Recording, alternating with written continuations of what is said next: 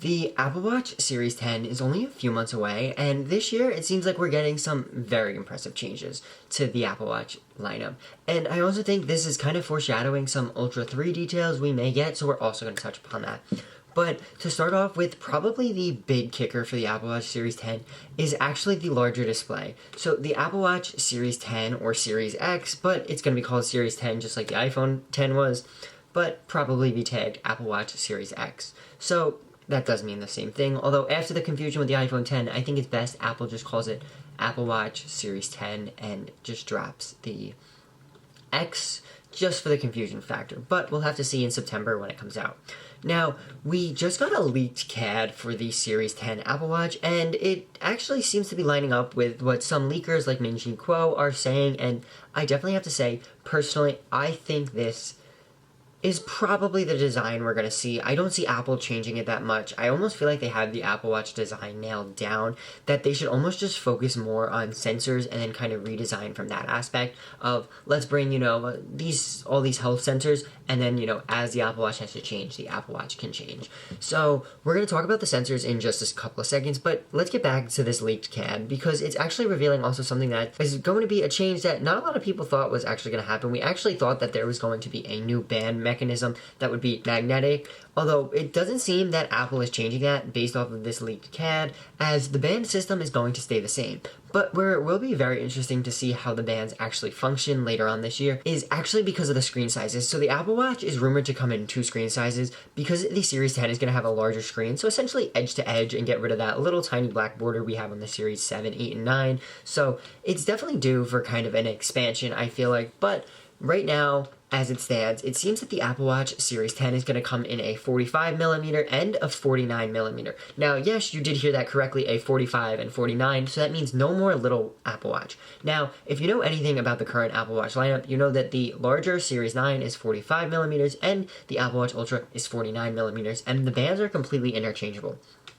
So because of this essentially same size, I feel that Apple is essentially just going to consolidate their band lineup to be, here's the band for everyone, no matter what size watch you have, except for maybe the Ultra. And this is where I feel, because Apple is bringing the 49mm screen size to the regular Apple Watch, they're going to find a way to essentially decrease the bezel on the Apple Watch Ultra, which I know personally right now is one of my biggest complaints, because when using a photos watch face, or essentially a watch face that goes edge to edge, you get these kind of unsightly black borders, and they just kind of seem very large compared to what you have on the Series 9, 8, and 7, and even like on the iPhone, the borders just seem so much smaller. But on the Apple Watch Ultra, they're still thicker than you like. But hey, we'll have to see when it comes out.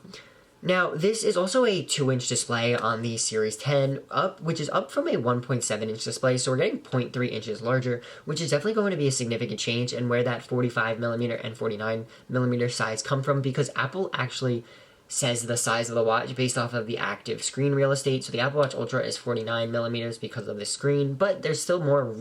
there's still a border and stuff around that, so it's a little larger than 49mm. Now, this render is also kind of backing up on one thing we thought, which the Apple Watch Series 10 is actually going to be thinner, and personally, I'm here for this change. I just kind of feel like the Apple Watch needs to get thinner, and this is also going to be part into the new logic board design, where it's essentially going to be a stacked logic board that is expected to feature a resin-coated copper, which makes it thinner, will be more durable, and increased water resistance. So I also kind of feel these changes are going to be mirrored over to the Ultra 3, and just kind of push the Ultra 3 an even better device for everyone, because it's going to have more depth, more battery life, a larger display. But if you don't want that, you have the Series 10 option as well. Now, the Series 10 is also going to get some health features.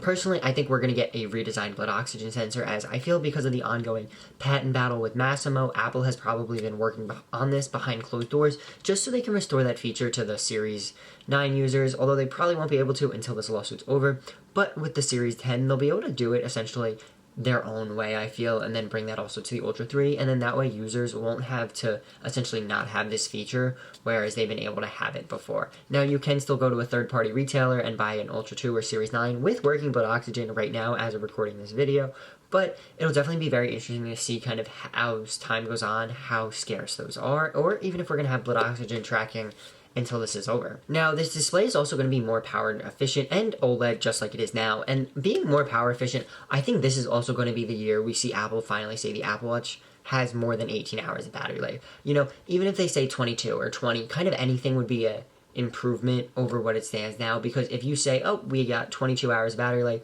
we can now essentially expect that there is more processing and less processing power and all that going on, that we can just expect that everything is more efficient and that the watch is just going to work better. Now, something that we haven't heard in the rumors, although I would not be surprised if at all, you know, we get this new chip if we get this new logic board that's thinner and resin and copper for improved thermals and all of that, means Apple Intelligence is coming to the Apple Watch in some way, shape, or form. Now, personally, I feel we just need the new Siri experience, which just makes Siri smarter. And sorry if I triggered any of your devices, because right now, as it stands, Siri almost can't do anything. And even if you stumble over your words and you say, set a timer for 10 minutes, oh wait, 16, Siri will set the timer for 10 most of the time. Stop. 2 hours. So it's just very interesting to see. As you can see, it just set a timer for 2 hours, and I did not say 2 hours. So I think just bringing that enhanced experience to the Apple Watch, kind of without the ChatGPT integration, would definitely be nice to have. But it'll be very interesting to see what Apple is bringing, as watchOS 11 is only compatible on a Series 6, 7, 8, 9, Ultra or Ultra 2, or an SE second generation, as they drop the Series 4, 5, and SE first generation, which all have the same processor. So it'll be very interesting to see later this year. But let me know what your favorite feature is, or what you're most looking forward to with the Series 10 or even the Ultra 3, because I think we are going to be in for a very interesting upgrade year this year. So let me know with a comment down below, and while you're down there, if you want to hit like and subscribe, I'd appreciate that as well. And I want you to remember, today's a good day to make a great day, and I'll talk to you in the next one. Peace.